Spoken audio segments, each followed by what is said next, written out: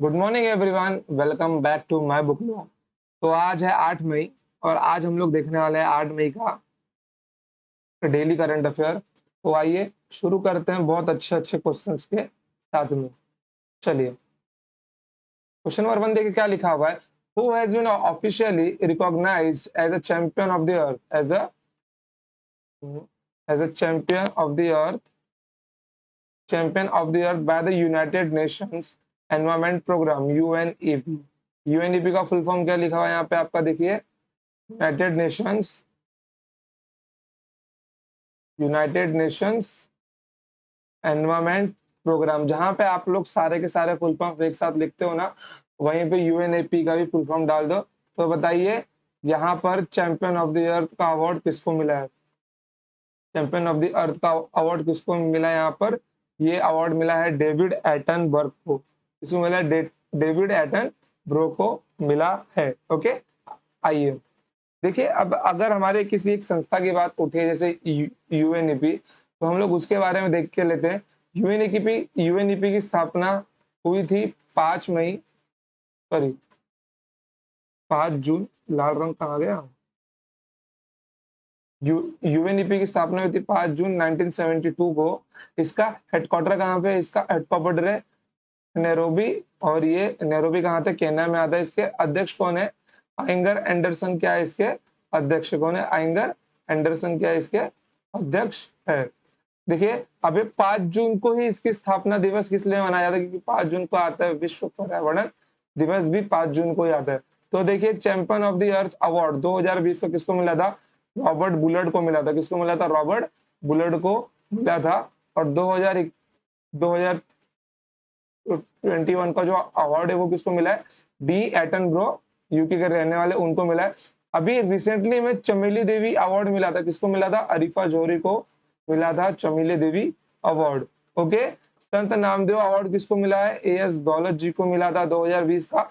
2021 का मिला है सत्यपाल मलिक जी को। ओके, तो दोनों में मिक्स मत करना उसको। और देखिए, व्हाइटली गोल्डन ग्रीन ऑस्कर अवार्ड किसको मिला? आपके चारुदत्त मिश्रा को मिला है। किसको मिला है? चारुदत्त मिश्रा को मिला है। चलिए, क्वेश्चन नंबर दूसरा देखिए, ministry of skill development and entrepreneurship signed MOU with which Indian organisation to upskill over 4000 its technical staff. कौशल विकास और उद्यमिता मंत्रालय ने किस भारतीय संगठन के साथ अपने 4000 से अधिक तकनीकी कर्मचारियों को प्रशिक्षित करने के लिए एक समझौता ज्ञापन पर हस्ताक्षर किया? तो किसने किया? ये इसरो ने साइन किया है। आइए, अब देखिए, मिनिस्ट्री ऑफ स्किल डेवलपमेंट, इसके मिनिस्टर कौन है? धर्मेंद्र प्रधान जी है। कौन है? धर्मेंद्र प्रधान जी इसके मिनिस्टर है। ओके, अब देखिए, अब ये लोग जो डील साइन किए, इसके अंदर क्या होगा?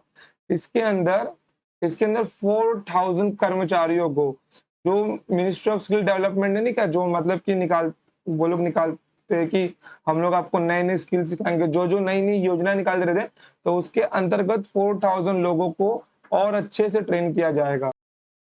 ओके, चलिए, इसरो के अपने स्थापना कब हुई थी? 15 अगस्त 1969 में इसरो की स्थापना हुई थी। इसका हेडक्वार्टर कहाँ पे है? बेंगलुरु में। इसके नए अध्यक्ष कौन है? एस सोमनाथन क्या इसके नए अध्यक्ष हैं।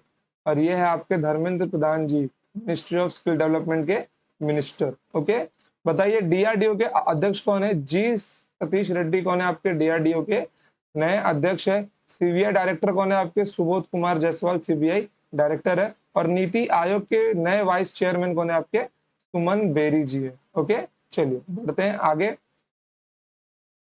Who has been appointed as a vice chief of Indian army staff? Okay, तो ये बने हैं आपके बीएस राजू जी। कौन बने? बीएस राजू जी बने हैं। आइए देखिए, इंडियन आर्मी के जो अभी नए चीफ बने, कौन बने? मनोज पांडे जी बने। और जो अभी वाइस चीफ बने वो है आपके BS Raju ji. Indian army day कब मनाया जाता है? 15 जनवरी को मनाया जाता है। ओके, और इससे रिलेटेड 4-5 सवाल और बताइए। हमारे फॉरेन सेक्रेटरी कौन है? विनय मोहन क्वात्रा हमारे नए फॉरेन सेक्रेटरी है। हमारे फॉरेन मिनिस्टर कौन है? एस जयशंकर हमारे फॉरेन मिनिस्टर है। सीबीडीटी के चेयरमैन कौन है यहाँ पर? संगीता सिंह कौन है यहाँ पर? सीबीडीटी की नई चेयरमैन है। सीबीआईसी के चेयरमैन कौन है? विवेक जौहरी जी। और नेस्कॉम के चेयरमैन कौन है? जो अभी अभी रिसेंट में बने। नेस्कॉम क्या है? नेस्कॉम आपकी एक सॉफ्टवेयर कंपनी है, तो और ये इंडियन कंपनी है, और इसके नए चेयरमैन कौन बने? कृष्णन रामानुजन जी इसके नए चेयरमैन बने हैं। चलिए क्वेश्चन नंबर 14 देखिए, which country landscape garden Sitio Burle Marx has been added to UNESCO list of world heritage site? Sitio Burle Marx एक गार्डन है, ये कहाँ का है? ये किस देश से रिलेटेड है, जिसको अभी अभी रिलेटेड यूनेस्को ने अपने वर्ल्ड हेरिटेज साइट के अंदर ऐड किया है? तो ये है आपका ब्राजील का। कहाँ का? ये आपका ब्राजील का है। और इंडिया के भी 40 साइट्स ऐसे हैं जो यूनेस्को ने अपने वर्ल्ड हेरिटेज साइट के अंदर दर्ज किए। तो देखिए, जो लास्ट के 3 है वो मैं आपको बता रहा हूँ। 38 नंबर पे आता है आपका जयपुर सिटी, 39 पे आता है आपका रामप्पा टेम्पल, और 14 पे आपका आता है धोलावीरा साइट। ओके, और एक और है अमूर्त विश्व धरोहर भारत में। अमूर्त का मतलब क्या होता है? जिसको हम लोग टच नहीं कर सकते, जिसको केवल देखा जा सकता है और फील किया जा सकता है। तो ऐसे ही अमूर्त विश्व धरोहर जिसको ऐड किया गया है यूनेस्को के वर्ल्ड हेरिटेज साइट के अंदर, उसका नाम क्या है? दुर्गा पूजा, जो वेस्ट बंगाल में होती है। ओके, और ये विश्व विरासत दिवस किस दिन मनाया जाता है? 18 अप्रैल को मनाया जाता है। बताइए, अपने यूनेस्को की स्थापना कब हुई थी? 1945 में हुई थी। इसका हेडक्वार्टर कहाँ पर है? पेरिस में है। इसके अध्यक्ष कौन है? ऑड्रे ऑजुले इसके नए अध्यक्ष हैं। आगे बढ़ते हैं। चलिए क्वेश्चन नंबर 5 देखिए, which state government has introduce mobile veterinary health service for ailing farm animals? फिर किस राज्य सरकार ने बीमार खेतीहर जानवरों के लिए मोबाइल वेटरनरी हेल्थ सर्विस शुरू की है? बताइए किस राज्य ने ये शुरू किया है आपके? और इसका आंसर हम लोग देते हैं। बताइए पशु चिकित्सक संस्थान कहाँ पे? अब ये जो नई सर्विस शुरू की गई है, मोबाइल वेटरनरी हेल्थ सर्विस, इससे क्या होगा? अगर हमारे आसपास हम लोग देखते हैं कि जो जानवर है, अगर उनको कोई तकलीफ है, तो आपको लेके कहीं नहीं जाना है, आपको मोबाइल से एक नंबर पे फोन लगाना है, वो लोग अपनी एम्बुलेंस वहां पे लेके आएंगे। ओके, चलिए, तो भारत का सबसे पहला पशु चिकित्सक संस्थान कहाँ पे बना आपका? ये बना आपका बरेली, यूपी में। ओके, और जानवरों के लिए जो एम्बुलेंस है, ये आपका सबसे पहले कहाँ पे चालू किया था? चेन्नई, तो तमिलनाडु में चालू हुआ था। और ये जो आपका इसका आंसर क्या आपका? त्रिपुरा है। ओके, त्रिपुरा है। तो आइए कुछ क्वेश्चन देख के लिखते हैं। बताइए यहाँ के सीएम कौन है? विप्लव कुमार देव यहाँ के सीएम है। यहाँ के गवर्नर कौन है? सत्यदेव नारायण यहाँ के गवर्नर है। और अभी यहाँ का जो राजधानी यहाँ की त्रिपुरा की अगरतला, वहां पे अभी वीर विक्रम एयरपोर्ट का उद्घाटन हुआ है रिसेंट में। अब जो त्रिपुरा ये अपना बॉर्डर किसके साथ में शेयर करता है? मिजोरम, आसाम के साथ में ये अपना एक बॉर्डर शेयर करता है, और इसके बाकी के 3 साइड्स हैं वो बांग्लादेश के साथ में ज्वाइंट होते हैं। ओके, और अभी यहाँ पे टूरिस्ट लेक भी पाई जाती है त्रिपुरा के अंदर, जिसका नाम क्या है? रुद्र सागर लेक। ये रहा आपका।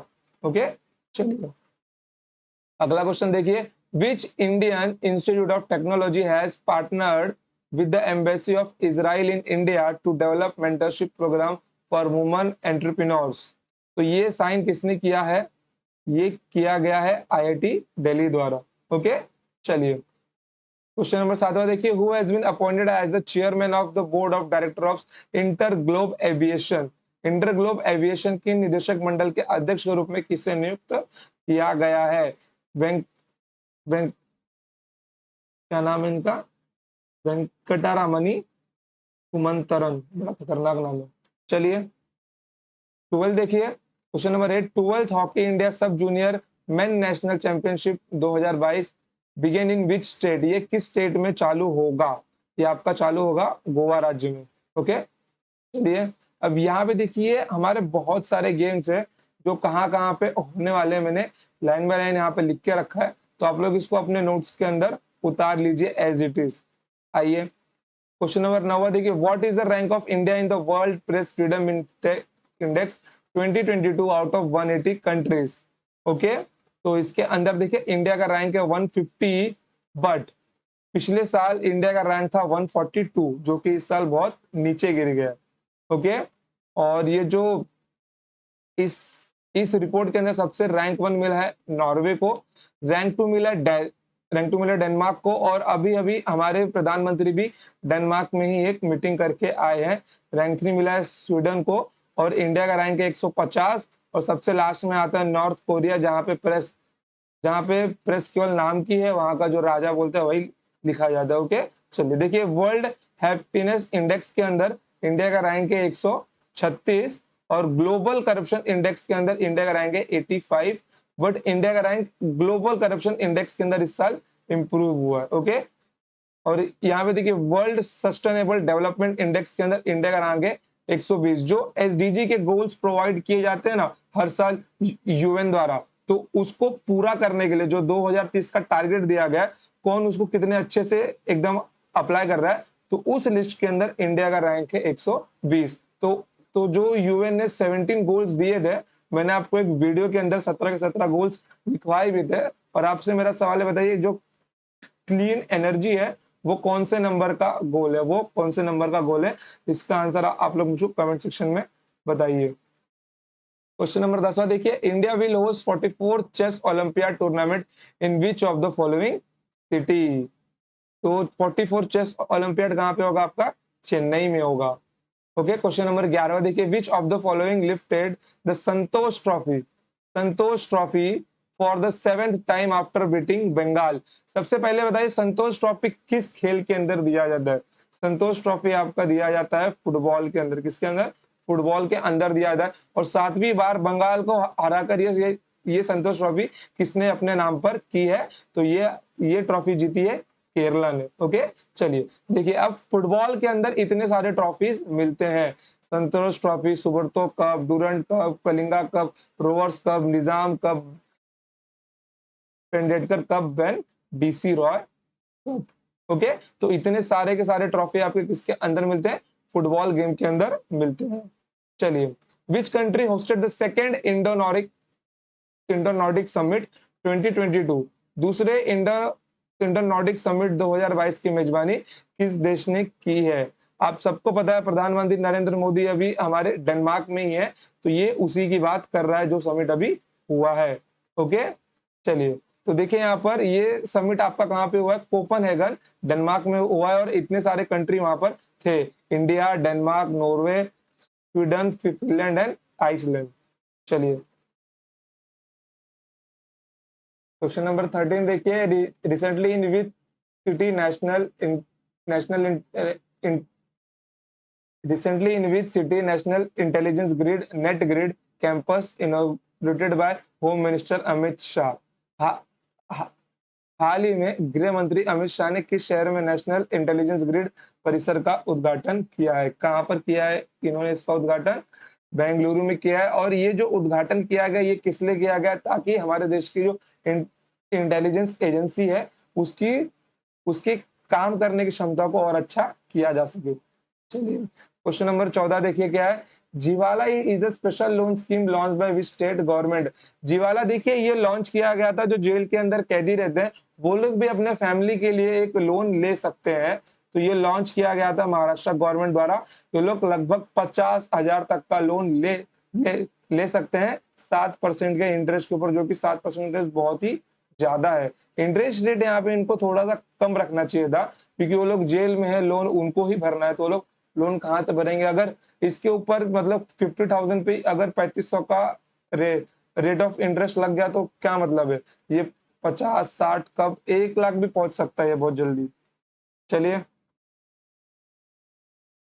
क्वेश्चन नंबर 15 देखिए, विच स्टेट हैज लॉन्च मुख्यमंत्री मितान योजना under the scheme the residents of state can avail public services at their door step? अभी जो मुख्यमंत्री मितान योजना है ये किस लिए किया गया था? जो सरकारी सेवाएं होती हैं वो आपके डोर स्टेप तक डिलीवरी की जाएगी, तो बताइए किसने किया ये चालू?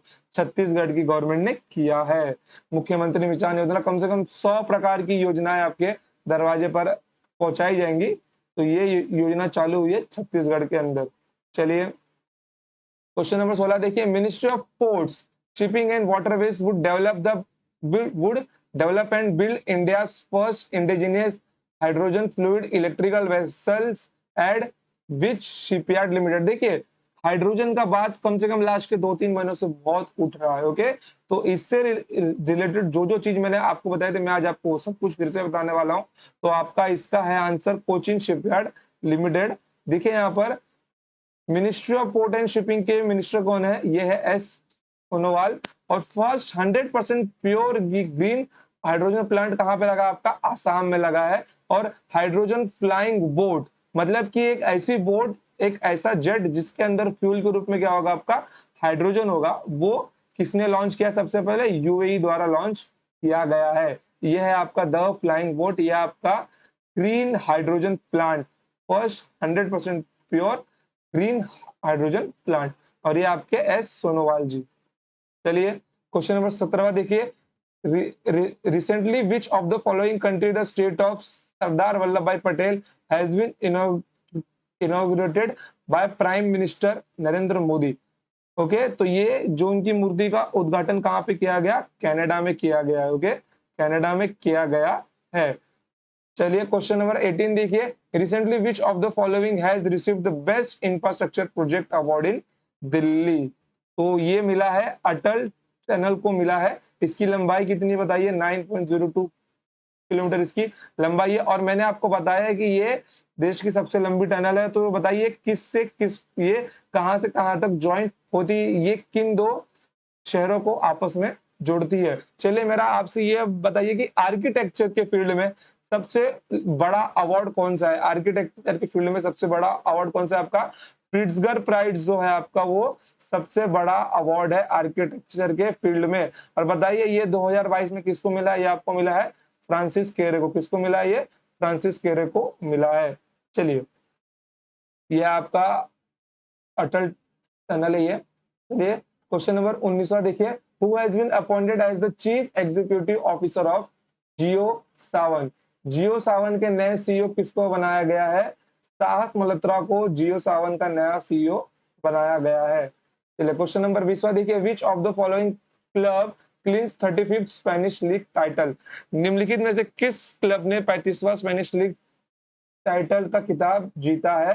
तो ये जीता है रियल मैड्रिड ने। किसने जीता है, ये रियल मैड्रिड ने जीता है, मतलब इनके क्लब ने जीता है इन शॉर्ट। ओके, चलिए तो यहाँ पे हमारा आज का 8 मई का करंट अफेयर खत्म होता है। मैंने जो भी चीजें आपको दिखाई है, अच्छे से उसको देखना और अपने नोट्स में उतारना, और इसकी पीडीएफ पे आपको माई बुक लो के एप्लीकेशन में प्रोवाइड करवा दी जाएगी। ओके बच्चों, तो आज के लिए इतना ही, मिलेंगे next time. Till then tata bye bye.